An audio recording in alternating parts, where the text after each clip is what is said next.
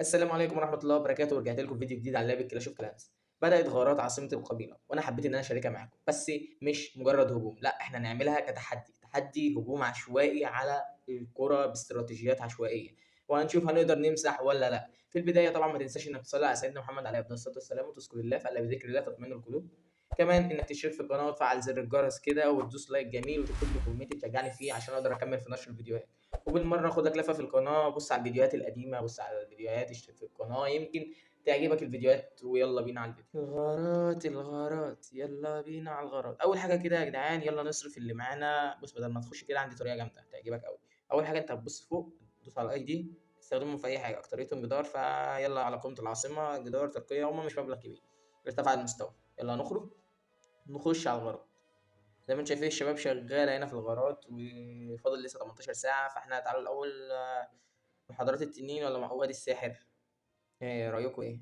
أنا بقول نبتدي بوادي الساحر عادي، يعني استكشاف. طبعا لازم تستكشف المكان اللي هنهجم عليه. طبعا بما ان كده كده اصلا الاستكشاف ملوش لازمة، لأن انت تشوف هتهجم بإيه. دي الاستراتيجية اللي أنا بستخدمها، والاستراتيجية دي جامدة أوي أصلا يا جدعان. تعالوا ندوس طيب تعديل الجيش، ندوس حذف كده وتعالوا نشوف. بصوا، أنا من زمان أوي نفسي أجرب الجولو العملاق، فهنستخدمه. طب يا ترى ناخد معاه ايه؟ طب ايه رأيكم ناخد معاه بربري اللي هو الغاضب ده، وناخد مثلا ناخد 7 وناخد 3 من دول، ونشوف الدنيا دي هتمشي معانا ازاي. بالنسبة للتعويذات، غضب يكون أحسن ولا ناخد هيل؟ مم. من رأيي يكون الهيل مع الاتنين البرق. ماشي. ندوس نلغي الهيل، نتلخبط بقى بس ماشي زي ما هي، وندوس هيلز وهجوم. نشوف هنبتدي ازاي. طيب نبتدي منين؟ خلينا نمسك من اليمين فوق كده، اقرب كده اقرب. اول حاجه ننزل واحد بربري يقتلنا على الدنيا دي. بعد كده ننزل الجولوم وننزل وراه واحد من ده كده. نزل دول مثلا هنا كده. مش عارف ليه نزلتهم هنا بس عادي. نزل بربري.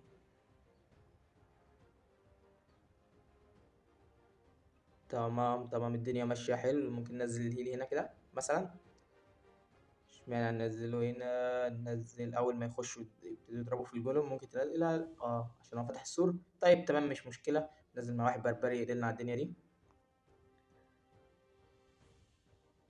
طيب نضف انت هنا كده مع نفسك. الاستراتيجيه تفتكروا هنجيب كام؟ 30% ولا هنجيب اكتر؟ انا بقول اكتر. بدأ يدخل. نزل من هنا وننزل ده هنا.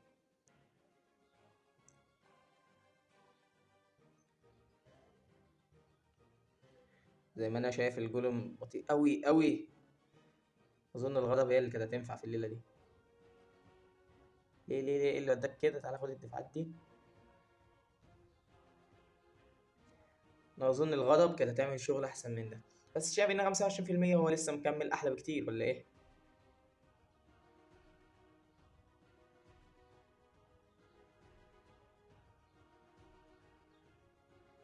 يا سلام عليك يا عم الجول. مفيش حاجه عارفه توقفه خالص يا جدعان. بس بطيء قوي في الهجوم. هو فعلا كنا خدنا غضب احسن من الهيل. هات الدعم ده، هات. كمان ضربه. طيب بالنسبه لاول هجمه مش موفقه قوي، بس برضو هناخد نفس الاستراتيجيه دي ونشوف ايه اللي هيحصل. هات وادي الساحر هجوم تعديل الجيش. ناخد بس الغلط، بس ده اللي احنا هنغيره في الاستراتيجية كلها وندوس. طب اقول لك على حاجة، تعال هنزود منه، معرفش ليه بس لقيت نفسي عايز ازود منه. دوس هجوم وزي ما تيجي ونشوف هنبتدي منين. زي ما احنا تكون دي البداية. ماشي. اول حاجة عشان نبقى على نور، مش عارف هنبتدي منين الصراحة، انا متلخبط. ممكن ننزل الكولوم بقى وزي ما تيجي ننزل واحد اتنين. خش ابتدوا هنا كده.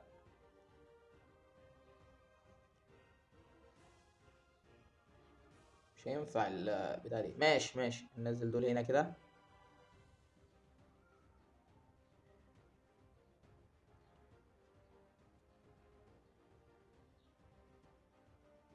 يلا يا جول. يلا يا حبيب.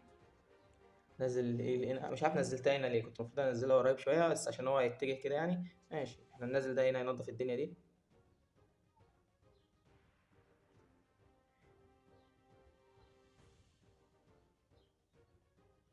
كنا خدنا اي حاجه تانية بدل البربري.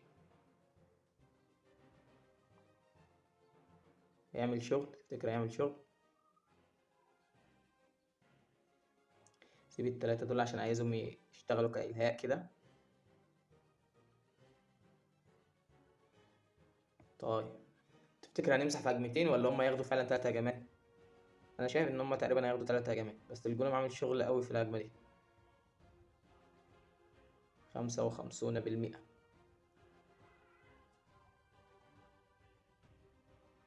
عارف لو معانا تعويذات السكيلتون لو كانت مفتوحه كانت الاستراتيجيه دي هتبقى اجمل.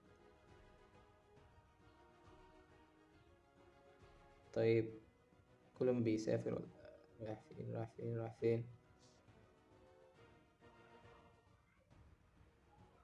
يلا يلا، مد مد مد مد، هات لي الدنيا دي. ها، هات التاني يا جدع. ايش يجيبه يبقى كده تخلص على 3 هجمات، بس برضو خدنا نسبة محترمة في الهجمة دي. تعالوا بقى نهجم الهجمة التالتة برضو هجوم زي ما هي بنفس الجيش. نفس الجيش عادي يعني، ايه اللي هيحصل؟ طيب، زي ما انتم شايفين ادي هتنزل 2 بربري وتنزل الجولم وتنزل ادي 1 2. وهتنزل ادي 1 2 برضو من هنا. ده كله طبعا عشان الجولم يفضل حي. وهننزل الريز هنا كده، هو يقطع الدنيا دي.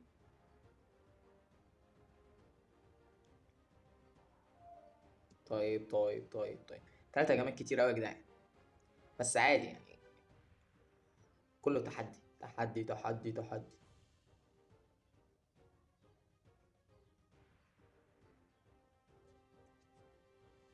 طيب، ممكن نعمل ايه تاني؟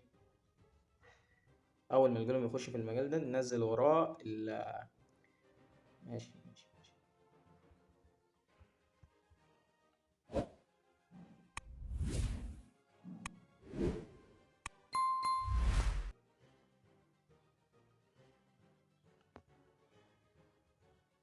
هي كده هتخلص مسحة يا جدعان.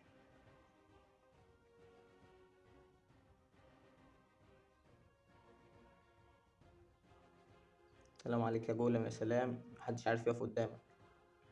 بس انت بس لو سريع شوية تبقى الدنيا معاك تمام قوي. انت بس بتشل في الهجمات. يلا اهو. ها، اخر ضرب، اخر ضرب. كده للاسف مسحناه في 3 هجمات، بس عادي تحدي، عرفنا ازاي ان الجولم ضعيف وكده يعني. طيب، تعالوا هنا من حضرة التنين. تعالوا ندوس استكشاف. بص، بالعشوائية كده انت مش هينفع تهجم هنا بالجول. ليه؟ لان انت عندك تنانين، لو كل واحد ضربه ضربة هو كده كده مش هيضربه عشان هم طايرين. فانا بقول ان احنا نعدل الجيش. ندوس حذف. مثلا 1 2 3 4 5، هم 5. ممكن نمسح واحد وناخد دول معاه. ماشي، زي ما هي كده وندوس. بالظبط. وممكن نلغي واحدة من البتاع ده وناخد مثلا 2 يفتحوا لنا الدنيا. بص هجوم، ويلا بينا على الهجمة ونشوف هنمشي ازاي. تبتدي منين. انا بقول برضو ناخدها من اليمين. يلا على اليمين. ربنا يجعلنا من اهل اليمين.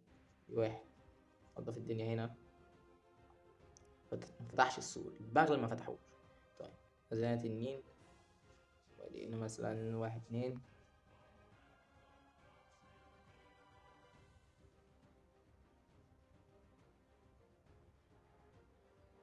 طيب.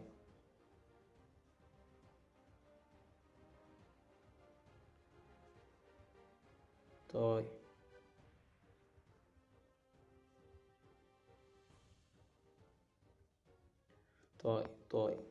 طيب، ده الجولم احلى بكتير هنا في الاستراتيجية دي يا جدعان.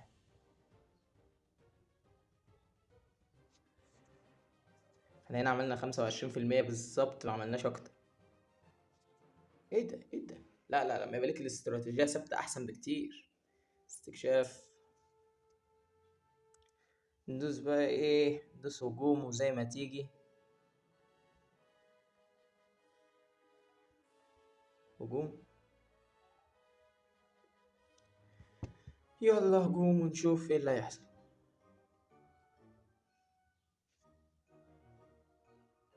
طيب شوف هنبتدي منين، ادي هنا الصاروخ، ممكن ان احنا نفتح السور من هنا، فتحنا الدنيا، واول ما يموتوا ننزل واحدة هنا وادي التانية هنا.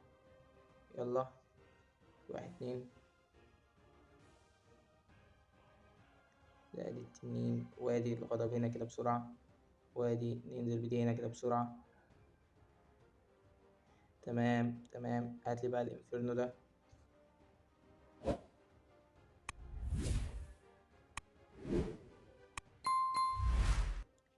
ماشي ماشي، خير خير خير، نفتح هنا وهو ينضف هنا مع نفسه.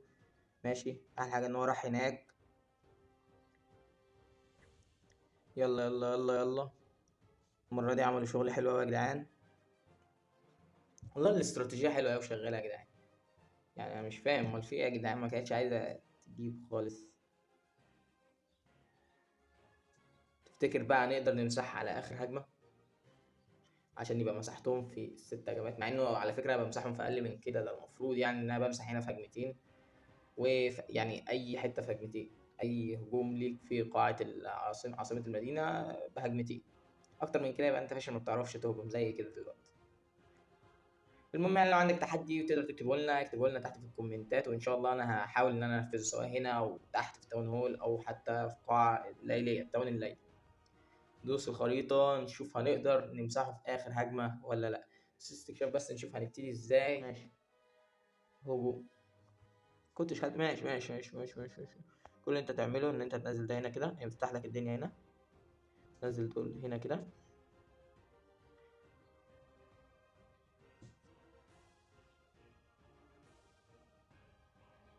تمام تمام تمام تمام. استنى بس ان دول ينضفوا. ممكن تحذف الاتنين دول هنا كده. تمام، نزل هنا التنين ده كده يلعب مع التنين ده. تمام. بعد كده تنزل التنين التاني يلعب معاه عشان برضه ما يقضيش عليه. بص ده هينضف وهينضفه هنا، وبعدين يخش على ناحية الانفيرنو ده. يا حذفت البتاع غلط. طيب.